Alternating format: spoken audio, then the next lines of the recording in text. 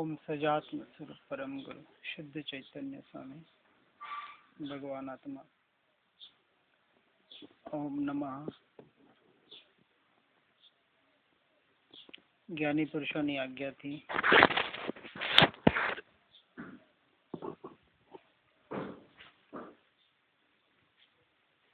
पत्र क्रमांक 299 वचनामृत।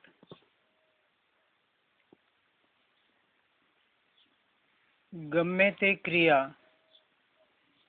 जप तप के शास्त्र वाचन કરીને પણ એક જ કાર્ય સિદ્ધ કરવું છે,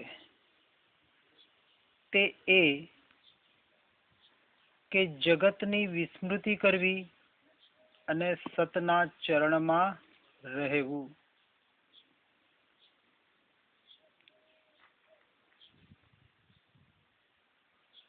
हम जो भी धर्म कर रहे हैं, जिसे हम व्यवहार से धर्म कहते हैं, अभी वो वास्तविक धर्म नहीं है। जो भी हम क्रिया करते हैं तो यहाँ बताया गया है परमार्थ से कि सिर्फ एक कार्य की सिद्धि के लिए क्रिया करनी है। कार्य एक, फिर भी बातें दो बताई है, क्योंकि दोनों का प्रयोजन एक ही है, इसलिए एक कार्य बताया। दो कौन सी बातें बताई? संपूर्ण जगत की विस्मृति और सत्य के चरण में रहना, क्योंकि दोनों का प्रयोजन एक ही है। जब तक विस्मृति नहीं होगी आप सत्य के चरण में आ नहीं सकते। आज जो हमने धर्म की प्ररूपणा की है, धर्म की व्याख्या की है, उसे मात्र क्रिया जप तप बाहर के शरीर के माध्यम से, कि शरीर की क्रिया से जो हम बाहर प्रयोजन कर रहे हैं, भक्ति कर रहे हैं, स्वाध्याय कर रहे हैं, पूजा पाठ यात्रा जो कुछ भी कर रहे हैं, मात्र उसी को धर्म मान लिया। ये धर्म तक पहुंचने का साधन था, साध्य नहीं था। परंतु साधन को ही साध्य मानने की भूल हम निरंतर कर रहे हैं, क्योंकि जिसने साधन को ही साध्य मान लिया तो वो साध्य तक कभी पहुंच नहीं पाएगा, क्योंकि साधन में अटक गया। कोई जप में धर्म मान लेता है, कोई तप में धर्म मान लेता है, कोई पूजा पाठ में धर्म मान लेता है, कोई भक्ति में ही धर्म मान लेता है, कोई यात्रा तीर्थ यात्रा वगैरह इसमें ही धर्म मान लेता है, कोई सेवा में ही धर्म मान लेता है। ये सारे साधन हैं, साध्य नहीं है। साध्य क्या है? एकमात्र अपने भीतर में जाना, स्वयं को पहचान कर स्वयं में स्थिर होना, ये साध्य है।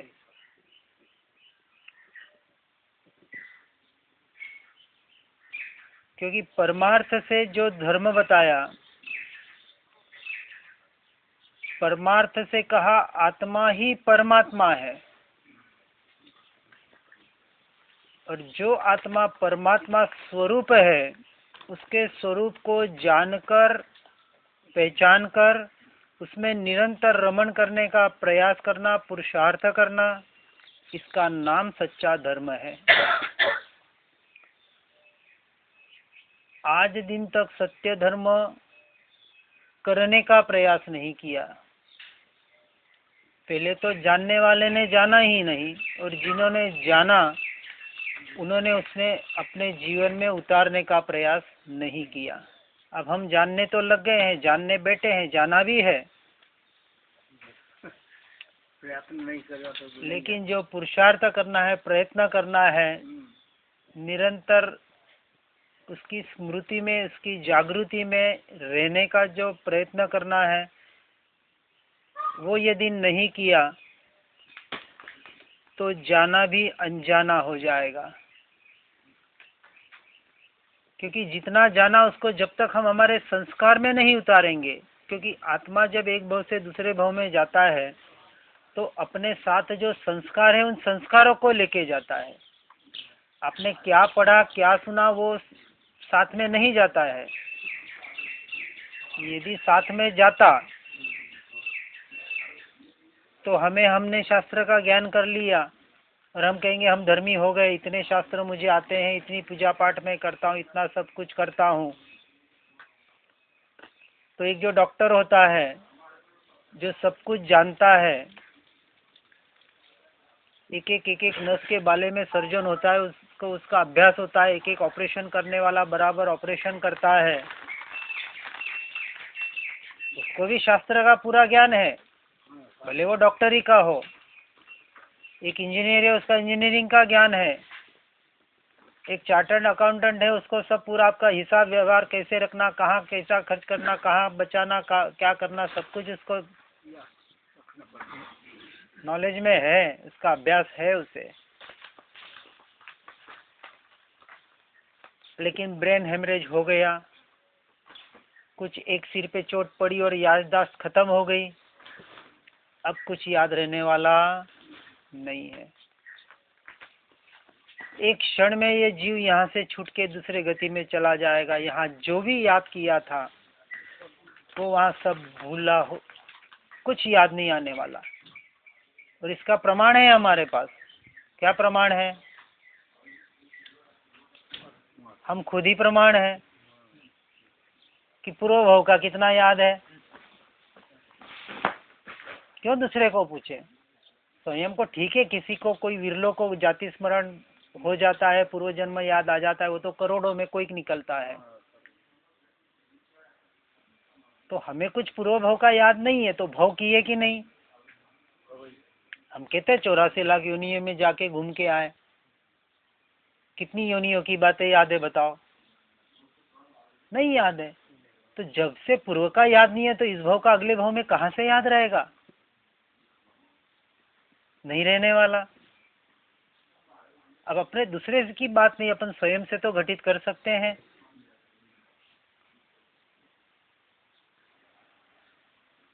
कि रात को एक सपना देखा, जागे, सपना तो याद आ रहा है, लेकिन क्या वो सपना रियल है? नहीं है, क्योंकि सपने को सपना मान लिया। लेकिन ये जो जीवन हम बिता रहे हैं जन्म से मरण तक, क्या एक सपना नहीं है? क्योंकि अगले भव में जाएंगे, इस भव का सपना तो याद आ रहा है, लेकिन इस भव में हम क्या करेंगे, क्या किया, वो अगले भव में कहाँ याद रहने वाला है? तो ये सपना तो याद भी नहीं रहने वाला है, क्योंकि बहुत से सपने ऐसे भी आते हैं हमें कि बहुत से याद नहीं रहते हैं। कुछ याद रह जाते, कुछ याद नहीं रहते हैं। कुछ पता पड़ता है, कुछ पता नहीं पड़ते। सुबह उठते, अरे कुछ सपना देखा था, याद नहीं आ रहा है। बहुत बार मेरे होता है ऐसे। तो 84 लाख एक बार नहीं, अनंत बार घूम के आ गए, एक भी भव हमें याद नहीं। तो इस बात से हम गारंटी तो दे सकते हैं ना कि इस भव का अगले भव में क्या याद रहेगा?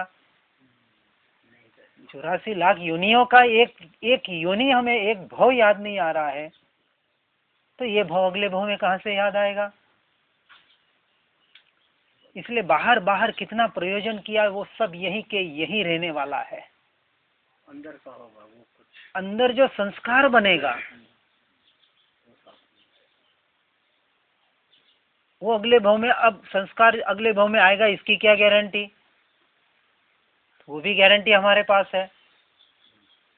सारे प्रयोग अपने ऊपर देखो, हम सारे संसार को जो देख रहे हैं, सारा अभ्यास कर रहे हैं, उससे कुछ सीखो। सीखते भी हैं, देखते भी हैं, नहीं ऐसी बात नहीं, फिर भी जागते नहीं है। एक बाप के 5 बेटे होते हैं, माँ बाप तो वो के वही है, जन्म देने वाली माता वो की वही है, एक ही परिवार में रह रहे हैं, वो के वो संस्कार मिल रहे हैं, फिर भी 5 बेटे एक जैसे होते हैं? नहीं हो सकते। जिनको हम व्यवहार से स्वभाव कहते हैं, पांचों का स्वभाव अलग हो सकता है, पांचों की आदतें अलग हो सकती है,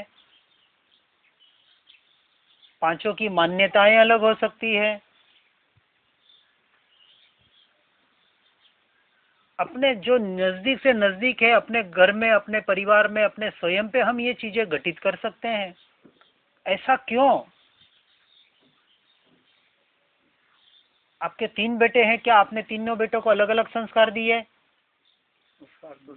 सबको एक ही देते हैं। हम सबको अच्छे से अच्छा बनाने का प्रयास करते हैं कि दुनिया में सर्वश्रेष्ठ मेरा बेटा बने या मैं बनूं। इसलिए आज की माएँ हर बच्चों को 99% लाने का प्रयास करवा रहे हैं। हर बच्चा फर्स्ट आना चाहिए। कहाँ से आएगा हर बच्चा फर्स्ट? फर्स्ट तो एक जना ही आएगा। ऐसे अंधी दौड़ में पीछे लगे हुए हैं।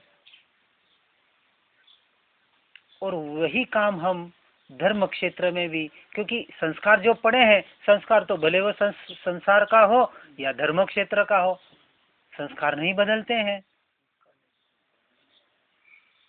जो दौड़ संसार में लगा रहे थे, वही दौड़ वापस धर्म क्षेत्र में आने के बाद लग जाती है। वो मेरे से आगे कैसे, मैं कैसे आगे बढ़ूं? अच्छी बात है, आप बढ़े। वैसे कहते हैं कि धर्म क्षेत्र की दौड़ आपकी अच्छी होनी चाहिए। संसार के दौड़ से तो धर्म क्षेत्र की दौड़ अच्छी कही, लेकिन आपका दृष्टिकोण क्या होता है? किसी को गिराने के लिए यदि आप ऊपर उठना चाहते हैं, तो वहां आपका दृष्टिकोण बहुत, यानी वहां धर्म की जगह आपको पाप का ही बंद होता है। क्योंकि आपका दृष्टिकोण है कि इसको कैसे गिराऊं, ये मेरे से आगे कैसे। आप कीजिए, क्योंकि प्रेरणा होती है। किसी से प्रेरणा मिलके कोई हम अच्छा काम करे, उससे भी अच्छा काम करने का प्रयास करे, अच्छी बात है, करना ही चाहिए। लेकिन किसी को गिरा के कर रहे हैं, तो वहां आपकी द्वेष बुद्धि को आप बढ़ावा दे रहे हैं। क्योंकि कहीं ना कहीं द्वेष बुद्धि पड़ी हुई है, उसको कैसे गिराऊं, वो मेरे से आगे कैसे जाए। उसका समाज में नाम हो रहा है और मेरा नहीं हो रहा है। और खास करके द्वेष बुद्धि आपस के लोगों में होती है, रिलेटिव्स में, और जो नजदीक के होते हैं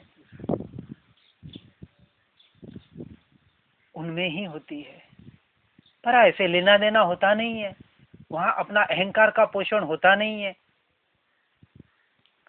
घर में हो तो पूछ होती है, 5 बहुएं हैं और एक बहू अच्छी हो तो उसकी पूछ होती है, तो दूसरी 4 बहुएं उस पर जलेगी। इसकी पूछ कैसे? वो अच्छा बनने का प्रयास नहीं करेगी, उसको गिराने का प्रयास करेगी। ये हमारी मेंटालिटी है।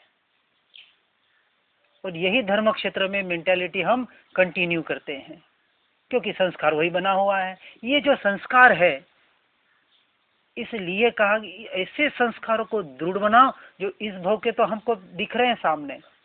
अब यही संस्कार आपके अगले भव में जाने वाले हैं, यही जाएंगे संस्कार, क्योंकि संस्कार दृढ़ बना दिया कि किसी को गिराना है। अब हम धर्म क्षेत्र में आए, ये तत्व की बात जानने का प्रयास कर रहे हैं। तो अब इस संस्कार को दृढ़ बनाना है कि जो हम यहाँ से पा रहे हैं, इसकी विस्मृति अगले भाव में न हो। भले ये कुछ याद नहीं रहने वाला, नहीं रहेगा, लेकिन मैं आत्मा हूं, मैं शरीर नहीं हूं। इस जड़ पुद्गल द्रव्य से मुझे कुछ लेना देना नहीं है। इन सबसे भिन्न न्यारा ऐसा जानने देखने वाला ज्ञाता दृष्टा स्वभावी आत्मा वो मैं हूं। उस मैं का संस्कार जो मैं देहात्म बुद्धि कर रखी है, जो पर में मैं और मेरा पना कर रखा है, उसको व्यवहार से तो मैं और मेरा पना अपनी स्वयं में आत्मा में करने का पुरुषार्थ तो इस भव में भी कर लिया। वास्तविक ये मैं मेरा पना भी छोड़ना है। लेकिन भले वो इस भाव में ना छूटे, अगले भाव में आपका जरूर छूटेगा। क्योंकि यहाँ तक तो आप पहुंच गए ना कि मैं मेरापना जो बाहर में करना था, वो मैं मेरापना हम कहाँ कर रहे हैं, अब स्वयं में कर रहे हैं, खुद में कर रहे हैं। इसलिए पहला जो पुरुषार्थ बताया जो व्यवहार से, कि कम से कम देहात्म बुद्धि हटाने का पुरुषार्थ इस भाव में, जिसे हम सम्यक दर्शन कहते हैं। सच्ची श्रद्धा, इसलिए एक वाक्य हमारे शास्त्रों में आता है कि श्रद्धा परम दुर्लभ, सबसे परम दुर्लभ, दुर्लभ नहीं परम दुर्लभ, वो है श्रद्धा, सच्ची श्रद्धा, मात्र श्रद्धा नहीं। ऊपर ऊपर की श्रद्धा तो अंधविश्वास हो जाता है, इसलिए हमने इसके ऊपर भी थोड़ा जोर डाला था पहले कि इनिशियल स्टेज पे एक जन पे विश्वास होता है कि जो हमें कुल धर्म से रेगुलर रूटीन में मिला उसका विश्वास होता है, लेकिन उस पर पक्का विश्वास नहीं करना, इधर उधर थोड़ा झांकने का प्रयास करना कभी भी, कि हमारे जो कुल धर्म से गुरु मिले ये जो बता रहे हैं और यही बात मुझे कहीं और से सुनने को मिल रही है, वहां भी थोड़ा देख लें, और कहीं सुनने को मिल रही है वहां भी देख लें, कंपैरिजन करने का प्रयास करें, स्वयं का अभ्यास करें। ये सारा स्वयं का अभ्यास करना पड़ेगा यदि सत्य तक पहुंचना है तो, क्योंकि स्वयं के निर्णय से जो सत्य का निर्णय होगा उसकी बात ही कुछ और होती है। कहते हैं ना कि हमारे खून पसीने की जो हम रोटी कमाते हैं उसकी मिठास भली वो लुकी सुखी क्यों ना हो। इसलिए बेईमानी की कमाई ज्यादा नहीं चलती है। भले बेईमानी में लोग खुश हो जाते हैं, लंबा नहीं, मतलब पाप का बंध तो होता है, ये तो मतलब व्यवहार का कथन तो जो है वो तो सो तो है। अब हम बिहार में थे, यहाँ से इंदौर एक गांव में रुके थे। एक धार्मिक व्यक्ति, यूं कह सकते कि व्यवहार से धार्मिक था, सामाजिक प्रतिक्रमण वगैरह डेली करता था। मेरा प्रवचन सुना उसने, थोड़ा ठीक अच्छा लगा उसके कि अपने आत्मा के सिवा, भेद ज्ञान के सिवा कोई बात है ही नहीं। सूत्र कौन सा भी लेना, भले मंदिर का ले, स्थानक का ले, श्रीमद जी का ले और वेदांत का ले, किसका भी ले, एक सूत्र लेके उससे पूरी प्ररूपण अपन कर सकते हैं और हो सकती है, क्योंकि मूल मार्ग कहीं भी अलग नहीं है।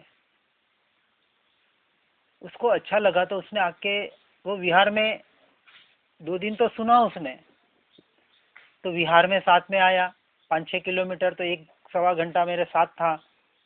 तो चर्चा शुरू हुई, तो बात बात में उसने कहा पहले मैं बहुत अच्छा धर्म करता था।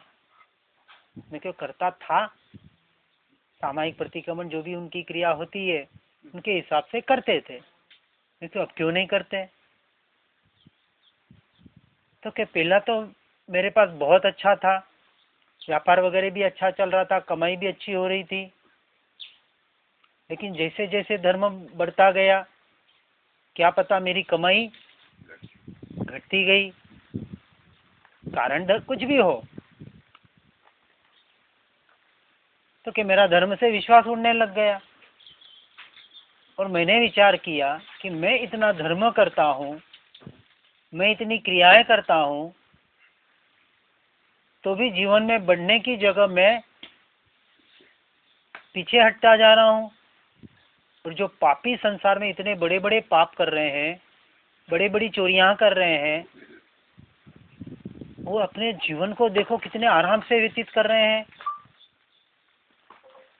कितने ऐशो आराम की जिंदगी जी रहे हैं, ये विचार भी कर रहे, चोरियां कर रहे, डाकुओं से भी बड़े डाकू हैं, सफेद वस्त्र में। अपने सफेद वाली की बात नहीं हो रही है, दूसरे सफेद वालों की, इसलिए क्योंकि सफेद वस्त्र वालों में भी भेद होता है।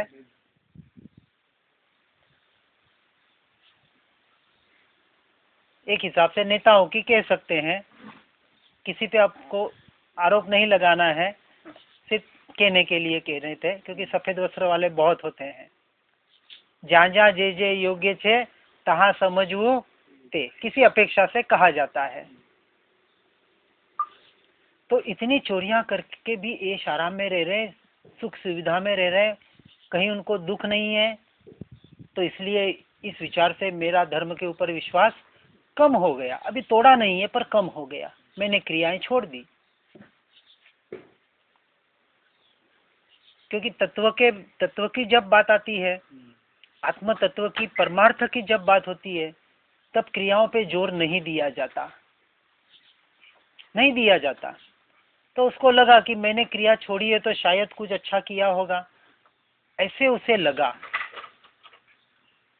इसलिए उसने मेरे से चर्चा करने का प्रयास किया। जब चर्चा करने का प्रयास किया, मैंने कहा ये बहुत गलत और उल्टा कार्य आपने कर दिया। उनको लगा कि मैं शायद उनको कुछ प्रोत्साहन दूंगा कि आप सही कर रहे हैं। इसलिए कहा कि निश्चय की बातें सुनकर व्यवहार को भूल के भी छोड़ने का प्रयास मत करना, क्योंकि वो भाई हैं, न घर के रहे न घाट के रहे। क्योंकि उन्होंने बाहर के व्यवहार को, अपने बाहर के कर्म के उदय को ही फल मान लिया कि इस भव का, मैंने इतना धर्म करके भी मैं आज दुखी हूं, और संसार में इतने पाप कर रहे, ये सब कर रहे, वो भी आज करोड़पति अरबपति बड़े बड़े ऐश्वर्य में रह रहे हैं। देखो ये आपकी मेंटालिटी है ना, ये बहुत गलत मेंटालिटी को आपने धारण कर लिया है। क्योंकि आपने अभी तक वास्तविक कर्म को, इस जीवन को ही नहीं समझा है। आज जो हमें मिल रहा है, आज हम जो खा रहे हैं, ये सारा झूठन है। सब झूठन खा रहे हैं हम। किसका झूठन? हमारे स्वयं का ही झूठन है। उल्टी को चाट रहे हैं हम मात्र। तो झूठन कैसे? इस भव में जो कर रहे हैं, जो किया और जो करेंगे, हमने इसका एक दृष्टांत भी लिया था, क्या उसका फल इस भव में मिलेगा? एक प्रवचन में हमने बताया था कि मनुष्य का आयुष्य कर्म जीवन में एक बार ही बंधता है, अगले भव का, वो भी एक ही भव का। तो इस भव का आयुष्य कर्म हमारा पूर्व भव में बन गया। अब इस भव में हमको 70-80 साल जीना है, तय हो गया। तो वो 70-80 साल जो जीना है, उस 70-80 साल का एक एक समय का कर्म कौन से उदय में आने वाला है, वो कंप्यूटर में फीड हो गया। ये तो खाली कंप्यूटर चल रहा है अभी, जो फीड हो चुका है पूर्व जन्म में, बस उसका ये फिल्म, ये पिक्चर चल रही है और कुछ नहीं है, मात्र पिक्चर है। ये 70-80 साल का एक शो है, नाटक है। और इस शो को हमने क्या मान लिया? रियल मान लिया, वास्तविक मान लिया।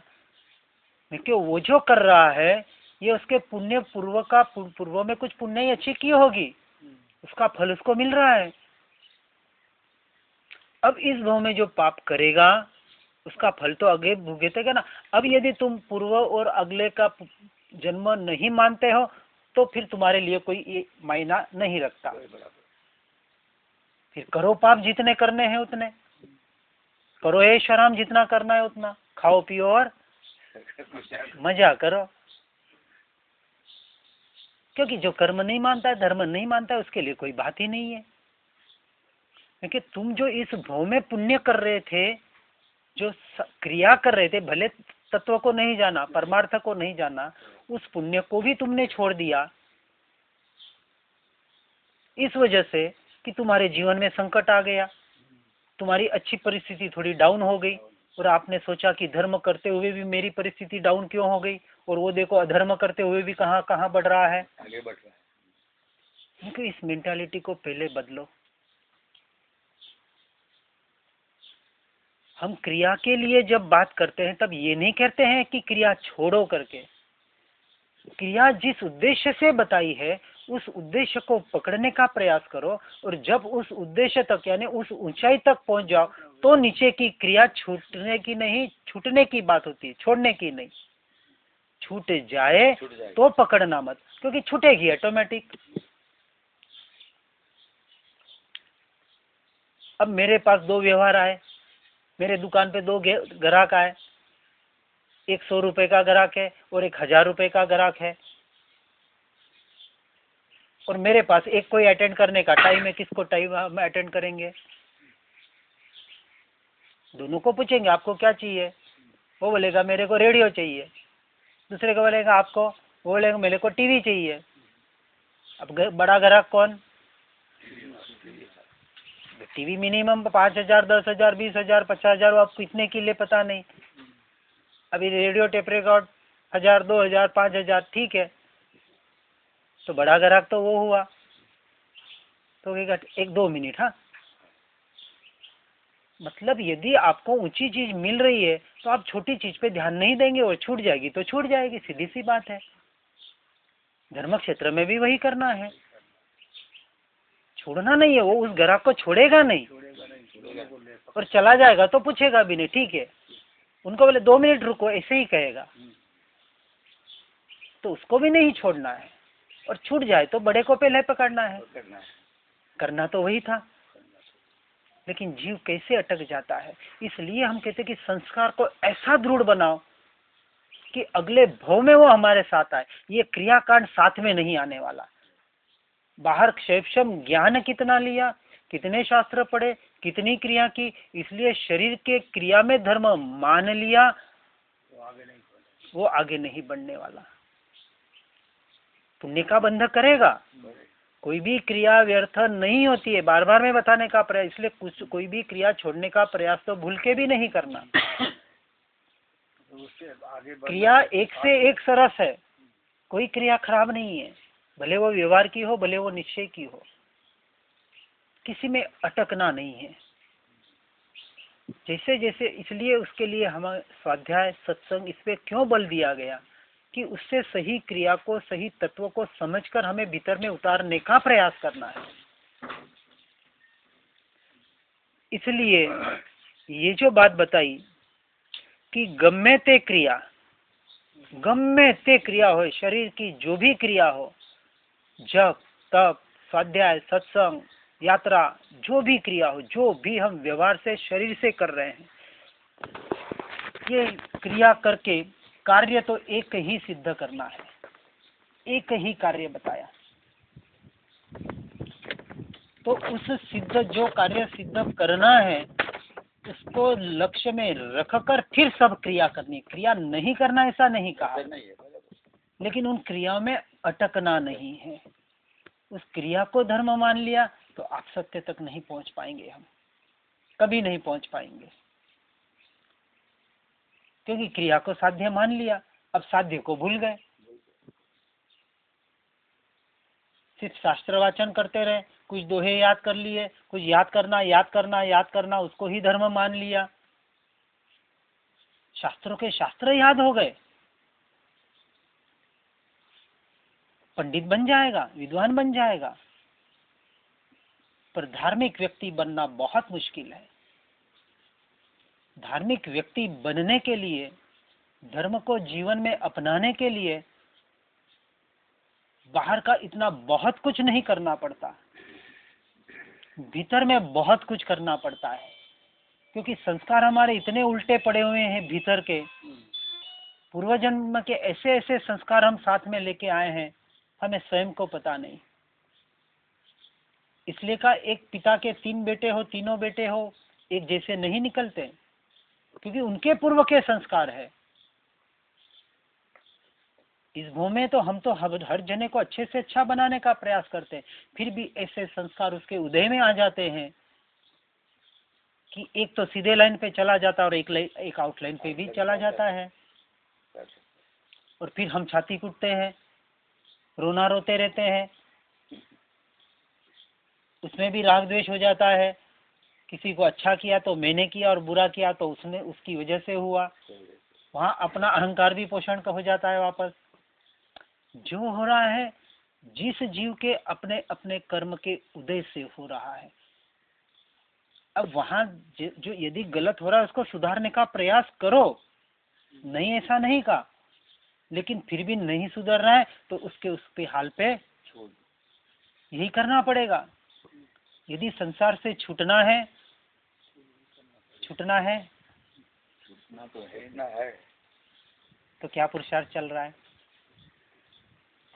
है और पुरुषार्थ नहीं है तो मैं तो कहता हूँ छूटना नहीं है। सही बात।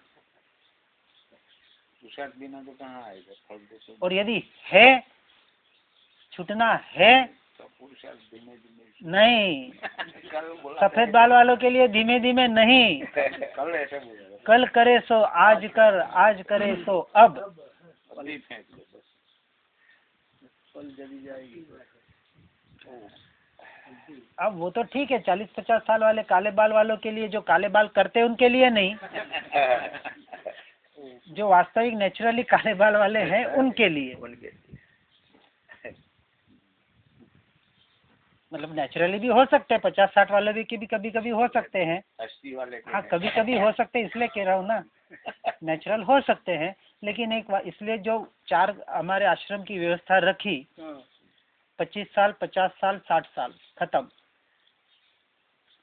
60 साल के बाद तो संपूर्ण संन्यास। यदि आप 60 के ऊपर हैं तो अभी इसी वक्त सब कुछ आपको छोड़ने की जरूरत है। हाँ अभी, आज ही क्यों, आ जाओ मेरे साथ। आपको जिसके साथ जाना हो, मुझे किसी की जरूरत नहीं है, क्योंकि कोई आएगा तो और मेरा काम डिस्टर्ब हो जाएगा, इसलिए मैं किसी को बुलाता भी नहीं हूँ। कि मेरे पास जितने आते हैं उनको फूलचंद शास्त्री का नाम देता हूँ। मैंने जहाँ से पाया वहाँ नाम देता हूँ कि आपको सत्य जानना हो तो वहाँ जाइए। वहाँ अभी भी शिविर चल रहे हैं। हाँ उमराड़ा में, और गारंटी के साथ सम्यक दर्शन 6 महीने में। हाँ पाना है तो जाइए, सही में कह रहा हूँ। सब कुछ छोड़ के चले जाइए। वहाँ व्यवहार नहीं मिलेगा, आपका जो व्यवहार चल रहा है आपके हिसाब से चलाना, निश्चय की ही बात है। वहाँ हर एक का अपना अपना प्रयोजन है। मैं व्यवहार और निश्चय साथ में लेने का प्रयास करता हूँ, अपना अपना प्रयोजन है। इसलिए मैं बाहर के त्याग को भी, क्योंकि जो अपने जीवन में जैसे अपनाता है वैसे कहने का प्रयास करता है। हर एक का अपना अपना दृष्टिकोण है, कोई गलत नहीं होता। नई निक्षेप इसलिए बताए, अपना अपना दृष्टिकोण से अपना अपना कार्य करना है। लेकिन जिसे निश्चय चाहिए, वास्तविकता चाहिए, उसको तो निश्चय में तो जाना ही पड़ेगा।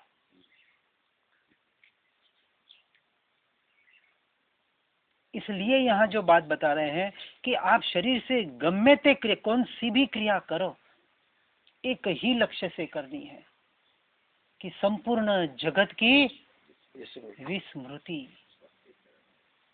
पहले ये बात बताई, क्योंकि कार्य तो एक ही करना है। तो वो एक कार्य करने के लिए 2 क्रिया करनी पड़ेगी। बहुत ज्ञानियों के कथन होते हैं ना, एक एक कथन में कैसे रहस्य होते हैं कि यहाँ कहते हैं कि एक ज कार्य सिद्ध करवानुं छे અને क्रिया 2 बताई, क्योंकि पहली क्रिया किए बगैर दूसरी क्रिया पे आप पहुंच नहीं पाएंगे। हो जाएगा। कार्य तो एक ही करना है, पर वो सीधा आप वहां नहीं, आत्मा आत्मा आत्मा, सीधी आत्मा में आप पहुंच नहीं पाएंगे जब तक जगत की विस्मृति नहीं होगी, जब तक संसार छूटेगा नहीं। इसलिए मैं बार बार जोर देता हूँ कि अब आत्मा आत्मा करना छोड़ो मत, लेकिन दृष्टि अभी वहां गौण कर दो, क्योंकि हमें इतना हो गया है कि अब हमारा छूटने वाला नहीं है। अंत में वही करना है, करना तो वही है, लेकिन अभी हमारा हो नहीं पा रहा है। हम भले व्यवहार से कह दे कि हम तो कर रहे हैं, लेकिन नहीं कर रहे, मैं तो स्पष्ट कहता हूं। क्योंकि जो कर लेता है, जो पा लेता है, वो जगत में रह ही नहीं पाएगा। उसको संसार काजल की कोठड़ी शब्दों से नहीं, प्रत्यक्ष नजर आएगी। शब्दों से तो बहुत जान लिया, काजलनी कोठड़ी छे तो छे, जाना पर माना नहीं।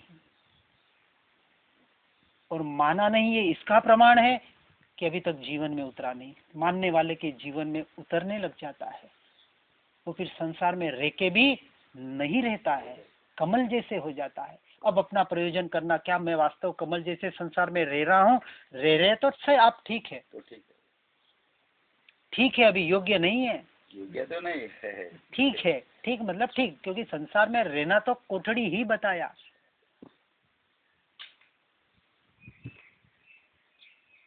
पानी में तो रहना ही नहीं है, कीचड़ है, वो कीचड़ में नहीं रहना है। अभी आप पानी में आ गए, कमल बन गए, तो कमल बन के पानी में कीचड़ से हट गए, पानी में आ गए, अब पानी से भी हटना है। उपाय तो एक ही है। इसलिए यहाँ बताया कि जगतनी विस्मृति करवी અને સતના ચરણમાં રહેવું। रहना तो सत्य के चरण में ही है, सत्य स्वरूप आत्मा में ही रमणता करनी है। उद्देश्य तो वही है हमारा, लेकिन उस उद्देश्य के लिए जगत की विस्मृति जितनी लाभकारी है, जितना जितना हम संसार से छूटते जाएंगे, जगत यानी क्या? वापस जगत, इसकी भी एक परिभाषा, एक व्यवहार से और एक परमार्थ से, यानी निश्चय से। दो प्रकार का जगत है, एक बाहर का जगत और एक भीतर का जगत। बाहर का जगत उतना खतरनाक नहीं है जितना अंदर का है, क्योंकि आप सब कुछ छोड़ के वन जंगल में भी चले गए, एकांत में भी चले गए, सालों साल बैठ के आराधना भी कर ली, और अंदर का जगत तो भूले नहीं है। इसलिए बार बार जोर अंदर के जगत को भूलने का दिया जाता है, लेकिन बाहर का उसके लिए साधन सहायकारी होता है। काम पूरा अंदर का करना है। अंतर तप बताया, लेकिन अंतर तप के लिए बाह्य तप सहायकारी बताए, व्यर्थ नहीं बताए। बाहर से जितना छूटते जाएंगे, उतना भीतर में जाने के लिए हमें सहायता मिलेगी, पुरुषार्थ करने के लिए बल मिलेगा, समय मिलेगा। हर एक प्रयोजन ज्ञानियों की दृष्टि से सही तरीके से समझ के उसको जीने का प्रयास करना है हमें। अब जगत की विस्मृति करनी है। संपूर्ण जगत जो बाहर आंखों से दिख रहा है, और विस्मृति करने का नाम है संसार छोड़ना और संसार का छूटना। इसलिए हमने जो भेद ज्ञान का प्रयोग दिया कि निरंतर जो कार्य हो रहा है उससे निरंतर भेद ज्ञान करके अपने आप में आने का प्रयास करो। जो हो रहा है वो कर्म के उदय से शरीर की, मन की, ये पर द्रव्य की क्रिया हो रही है, मेरी नहीं हो रही। इसका निरंतर चिंतन, अभ्यास करने का प्रयास करो, ये सच्चा स्वाध्याय होगा। अब हमको वास्तविक प्रायोगिक स्वाध्याय का प्रयोग करना है। वो प्रयास जब तक नहीं होगा, ये संस्कार दृढ़ नहीं होगा, क्योंकि अब संस्कार को दृढ़ बनाना है। अब किताबों को भूल जाओ, शास्त्रों को भूल जाओ यानी उन शास्त्रों में जो बताया है उसको अब प्रयोग करके जीवन में उतारो। अभी आपका प्रयोग शुरू होता है। अभी ये जो संस्कार यहाँ प्रैक्टिकली बनेगा, वो आपके अगले भाव में साथ आएगा। वहां फिर एक बात भी आप कहीं सुनेंगे तो फट से वो पूर्व का भले याद नहीं आएगा, लेकिन आपको लगेगा कि अरे ये ही करने जैसा है। इनडायरेक्टली लगेगा, डायरेक्ट तो बहुत कम जनों को याद आता है। जो परमात्मा के समोषण में आगे जाते हैं और एक बार के वहां पुरुषार्थ कर लेते, वहीं के वहीं सम्यक दर्शन पाके, केवल ज्ञान भी पाके, तो उस भव का अभ्यास नहीं होता है उनका। पूर्व भव का होता है। तो अगले भव में आप जाएंगे, कहीं एक भी बात आपको कान में आएगी कि आत्मा है और शरीर दो चीज अलग भिन्न है, आपको लगेगा करे यही तो करने जैसा है। भले आपने कभी पढ़ा नहीं होगा, कहीं सुना नहीं होगा, हाँ करने का मन अपने आप आ जाएगा। अपने शास्त्रों में दृष्टांत आते हैं, एक रोनिया चोर का दृष्टांत आता है। क्या धर्म करता था? चोरी का काम था उसका। चोरी का काम। कोई शास्त्र नहीं पढ़े, कोई अभ्यास नहीं, मात्र एक ज्ञानी पुरुष का कथन सुना, चोरी करने गया था और एक ज्ञानी पुरुष की शादी हुई। 8 रानियां, 8 जनों से, एक से नहीं। पूर्व में होती थी राजकुमारों की शादियां। और वो वैरागी, सन्यासी बनने का उसका भाव, दीक्षा लेनी, फिर भी माता पिता ने बलजबरी से उसकी शादी कराई। सोचा कि शादी करेगा तो कहीं मोह माया में फंस के हमारे राजघराने को, हमारे वंश को, जो माता पिता की इच्छा होती है कि वंश को कैसे बढ़ाए, एक का एक बेटा, ये राजगद्दी कौन संभाले। लेकिन वो तो वैरागी, सुहागरात के दिन ही 8 ही रानियों को उपदेश दे रहा था वैराग्य का। उसने वो चोरी 500 चोर के साथ आया चोरी करने, और उसने ये सारी वैराग्य की बातें सबने सुन ली और सब में वैराग्य सुबह तक। तो ये वैराग्य कहाँ से आया? एक भाव का नहीं, कि एक बार सुना और वैराग्य जागृत हो गया। तो वो इस भाव में ऐसा पुरुषार्थ हमें करना है कि अगले भाव में वो संस्कार ऐसा दृढ़ करना है कि अगले भाव में ऐसी कुछ भी एक बात भी कान पे सुनने में आ जाए तो काम हो जाता है। दूसरों की क्यों अपनी बात बताऊं? 2010 तक ये आत्मा क्या होता है, विज्ञान क्या होता है, अध्यात्म किसे कहते हैं, पता ही नहीं था। क्रियाओं में पूरी क्रिया बराबर करते थे, सामायिक प्रतिक्रमण, पूजा पाठ, क्योंकि घर में ही मंदिर था, घर मंदिर था, अभी भी है। तो सब कुछ क्रियाएं बराबर करते थे और उसी में धर्म माना हुआ था। और इस मार्ग में आना था, निमित्त मिल गया, और जैसे निमित्त मिला उस निमित्त बाद में कभी छूटा ही नहीं। तो पूर्व भाव का अभ्यास था कुछ, बस वो उदय नहीं आया था, उदय आ गया, निमित्त मिल गया और काम हो गया। किसी का तो इससे भी फास्ट काम हो जाता है, जितना आप फास्ट काम करेंगे। अब यहाँ पक्का काम है कि अगले भाव में इससे भी फास्ट काम होगा। निर्णय हो जाता है भीतर से, वो अपने को ऑटोमेटिक अपने विश्वास से जग जाता है, वहाँ श्रद्धा बैठ जाती है कि अब काम होगा होगा और होगा ही होगा। आप और हमारे जैसे का नहीं हो तो फिर और किसका हो? जो इस मार्ग में चल पड़े हैं तो पहुंचने ही पहुंचने हैं, सीधी सी बात है। ठीक है, कोई देर सवेर पहुंचे, कोई बात नहीं। इसलिए पहले ये विश्वास अपना पक्का कर लेना कि अब हमको ये मार्ग मिला है, अब भटकने वाले नहीं है। भले देर सवेर कोई बात नहीं, कमजोरी है हमारे, लेकिन भटकने वाले नहीं है। इसलिए हाथ पे हाथ धर के बैठ भी, कल हमने बताया था कि हाथ पे हाथ धर के बैठना है, लेकिन कहाँ कब कैसे विनय, उसको कहा विवेक पूर्वक काम करना है। जहाँ जहाँ जे योग्य छे संसार में हाथ पे हाथ धर के बैठो। यहाँ अभी वो हमारी स्थिति आई नहीं है, और वैसे आ जाए तो वहां तो पहले वहां हाथ पे हाथ धर के बैठो, फिर यहाँ आके भी हाथ पे हाथ धर के ही बैठना है। करना तो वही है, यहाँ भी कुछ करने की बात बहुत कम होती है, क्योंकि हम लास्ट में तो एक ही कहते हैं कि कुछ भी नहीं करने का नाम सच्चा धर्म है। अंत में तो एक ही बात है, अंत तो इसी से है।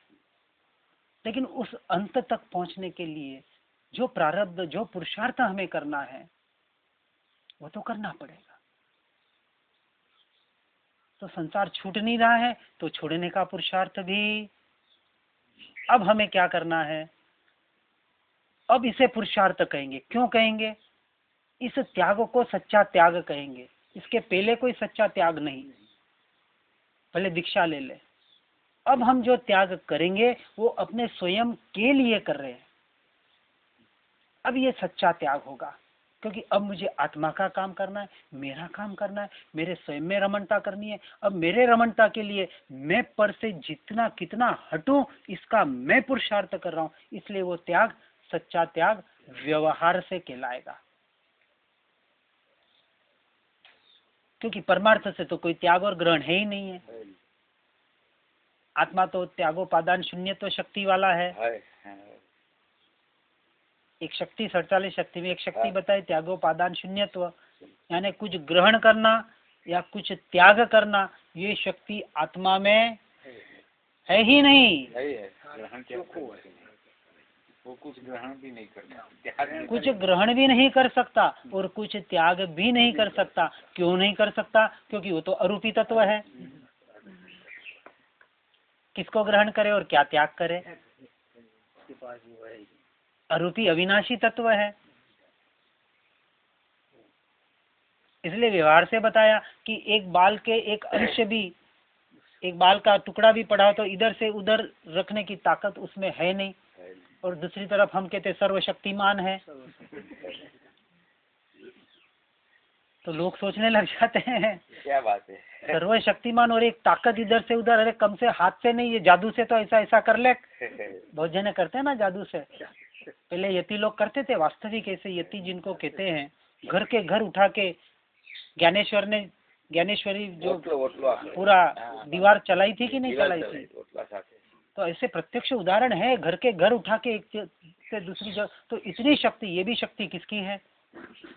आत्मा की ही है। रिद्धि सिद्धियां जो भी है, शक्ति तो आत्मा से ही है। ये तो अल्प शक्तियां हैं, इससे अनंत गुणा शक्ति आत्मा में है। फिर भी एक बाल का टुकड़ा भी इधर से उधर रखने की उसकी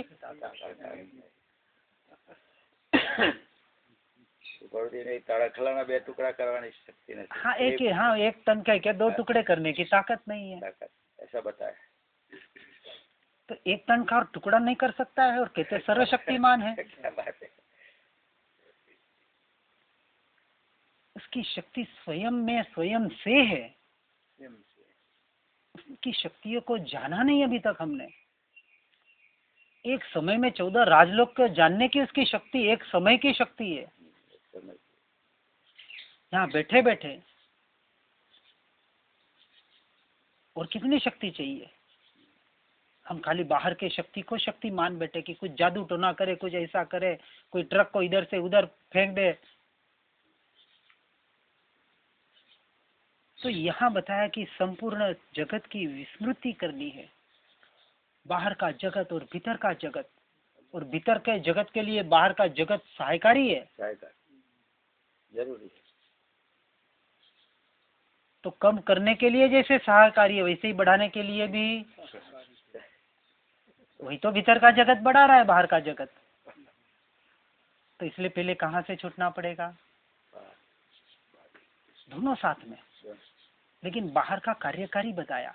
जितना आप बाहर से छूटते जाएंगे, भीतर का ऑटोमेटिक आपको समय मिलेगा, वहाँ चिंतन करने का टाइम मिला। अब देखो, और वहाँ आप प्रैक्टिकल अनुभव करेंगे, क्योंकि जो स्वयं की अनुभूति होगी, हाँ वास्तविक अब मुझे में शांति मिल रही है, कुछ पहले से अभी शांति कुछ अच्छी मिल रही है। और शांति मिलेगी, अनुभूति होगी, तो आप स्वयं आगे बढ़ेंगे कि मुझे और वास्तविक आगे बढ़ना चाहिए। आपका पुरुषार्थ बढ़ेगा। पर कहीं से शुरुआत तो होवे, शुरुआत करनी जरूरी है। इसलिए जगत की विस्मृति जब तक नहीं रहेगी, तब तक सत्य के चरण में रहना तो ही है। सत्य स्वरूप को हमने जान लिया कि सत्य स्वरूप में, आत्मा में सत्य स्वरूप, मेरा स्वरूप वास्तविक यही है। इसके अलावा मैं कुछ नहीं हूँ, मेरा कुछ नहीं है। अब कथन में नहीं अटक जाना है, निरंतर आगे बढ़ने का प्रयास करना है।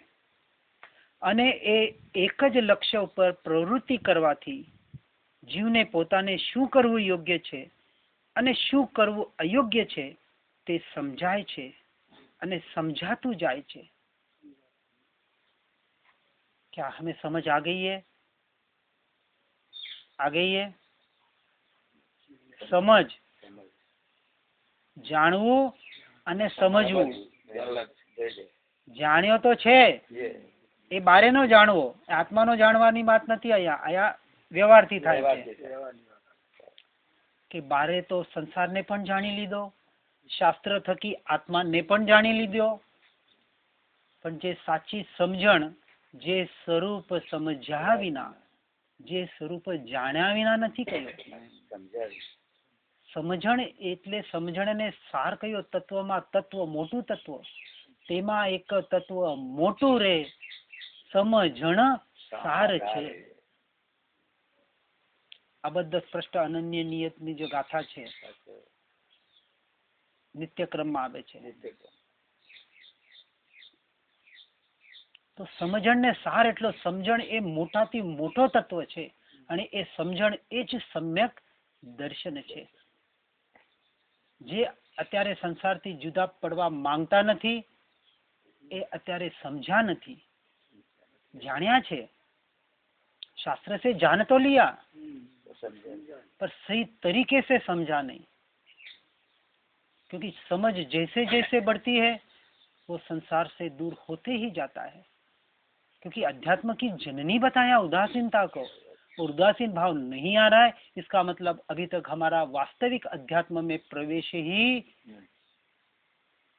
व्यावहारिक अध्यात्म तो जान लिया लेकिन परमार्थ से अध्यात्म को नहीं जाना। तो अब संसार से तो ये बोलेंगे रोज रोज रोज रोज रोज रोज रोज ही बोलना पड़ेगा। हम तो कहते हैं हम जाने के पहले आप संसार से छूट जाओ तो हमारा यहाँ रहना सफल हो जाएगा।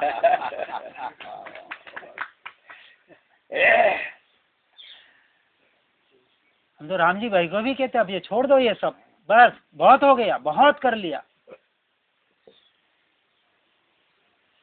वृद्ध प्रेम, वृक्ष प्रेम और विद्या प्रेम, अध्यात्म के लिए ये प्रेम भी खतरनाक है, समझ लेना। अध्यात्म की दृष्टि से, किसी दृष्टि से कथन कहा जाता है, बहुत अच्छी बात है, हम पुण्य से जुड़े, बहुत अच्छे जुड़े, हम बहुत अच्छा काम कर रहे हैं, कोई दो राय नहीं है। लेकिन आत्मार्थी के लिए, मोक्षार्थी के लिए, जिज्ञासु के लिए, जिसे आगे बढ़ना है, विघातक है, उसके लिए ये अटकना है। विघातक नहीं बोल सकते, अटकाव है, घातक नहीं, क्योंकि अच्छा काम, कार्य अच्छा है। घातक उसे कहा कि जो पूरा घात करता है, ये घात नहीं करता है, ये आपको पुण्य अटकाता है, आगे बढ़ने से रोकता है। क्योंकि आप अच्छा कार्य कर रहे हैं, अवरोधक है, स्पीड ब्रेकर है। अब हमें स्पीड ब्रेकर को भी हटाना है, आत्मा के लाभ का कुछ नहीं, बस निर्णय करो भाई, निर्णय करो, बिल्कुल। अब संभालने वाला भी आपके रेडी हो रहे हैं, अब वो रेडी होए उसके पहले रेडी कर दो, छूट जाओ, वो अपने आप संभल जाएगा, सब कुछ संभल जाएगा। कुछ काम ऐसे समझ लेना चाहिए, एक क्षण अब ये देह छोड़ के जाना है, मुझे जीते जी मर जाना है, यही कार्य करना पड़ेगा। सबके लिए है, पर्टिकुलर किसी की बात नहीं कर रहा हूँ मैं यहाँ, सबके लिए। हाँ, किसी का नाम ले लिया मतलब किसी के लिए, क्योंकि धर्म किसी व्यक्ति का विशेष का होता ही नहीं है, सबका विशेष नहीं। इसलिए अपनी अपनी सिर्फ योग्यता देखनी है। यदि मेरा वेल सेट है सब, एक पीढ़ी भी यदि बैठे बैठे खा सकती है, 2-3 पीढ़ी की तो बात छोड़ो, एक पीढ़ी भी यदि खा सकती है, वैसे नहीं भी खा सकती, और कुछ आप कुछ नहीं कर सकते किसी का। आप 3 पीढ़ी का भी छोड़ के जाएंगे तो हो सकता है अगली पीढ़ी आपकी रोड पे आ जाए, कोई गारंटी नहीं है। 7 पीढ़ी वाले यहाँ पर भटक रहे हैं, 7 पीढ़ी का इकट्ठा करने वाले, एक एक अपन समझ देखते हैं, वो दृष्टिगोचर हो रहे हैं। तो ये तो व्यवहार से कहते हैं कि इतना है, तो अब छोड़ो, क्योंकि जिस तत्व को जानना था जान लिया, हम उसका पुरुषार्थ कर रहे हैं। अब उसके लिए जिसकी जरूरत है वो चीज हमें करनी है। इसलिए एक જ લક્ષ્ય ઉપર પ્રવૃત્તિ કરવાથી कि शू योग्य છે, क्या योग्य है और क्या अयोग्य है अभी तक समझा नहीं। इसका मतलब लक्ष्य के ऊपर प्रवृत्ति हुई नहीं, ये बताया यार। बिना लक्ष्य के बांध चला है। स्यात् अस्ति स्यात् नास्ति, स्यात् अस्ति स्यात् नास्ति। एक ही दृष्टिकोण नहीं होता है। यथार्थ लक्ष्य हो और क्या छोड़ने योग्य है और क्या अयोग्य है उसे पता नहीं पड़े तो यथार्थ लक्ष्य है ही नहीं। और जिसका यथार्थ लक्ष्य है उसे योग्य अयोग्य का पता पड़ जाएगा। यहाँ जो योग्य अयोग्य की बात बताई है, अब वो कहेगा जो हो रहा है वो योग्य ही हो रहा है, अब वहां से छूटो, अब इससे मुझे कुछ लेना देना नहीं। अब वहां बताया योग्य अयोग्य क्या है, वहां फिर अयोग्य कुछ रहता ही नहीं है छूटने के लिए। अब वहां से दृष्टि हटाओ, जिसका जो होना है हम कुछ नहीं कर सकते किसी का। अरे किसी का छोड़ो, इस देह के इसके कर्म के उदय को भी हम आगे पीछे नहीं कर सकते, तो दूसरे का क्या करें हम।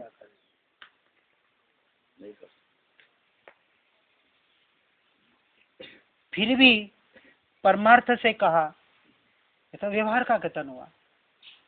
यदि करना ही चाहे तो जीव इस जीव का कुछ कर सकता है, यानी स्वयं से स्वयं पे घटित कर सकता है। क्योंकि इसलिए धर्म स्वयं से स्वयं में घटित होता है। कर्म क्षय की जो बात बताते हैं, कर्म की निर्जरा जो बताते हैं, वो निर्जरा कौन कर सकता है अपनी, कौन कर सकता है? स्वयं में स्थिर हो जाए। स्वयं में स्थिर होना यानी स्वयं से स्वयं की निर्जरा स्वयं ही कर सकता है, भगवान भी नहीं कर सकते।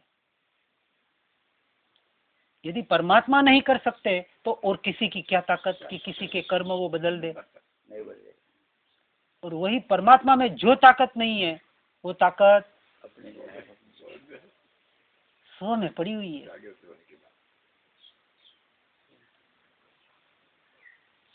इतनी शक्ति मेरे में है जो परमात्मा में शक्ति नहीं है। परमात्मा सर्वशक्तिमान है, करने वाला तो वही है।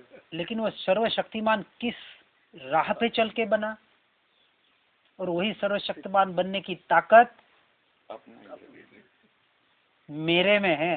मेरे में है, अपने नहीं, मेरे में है। वो अपने गए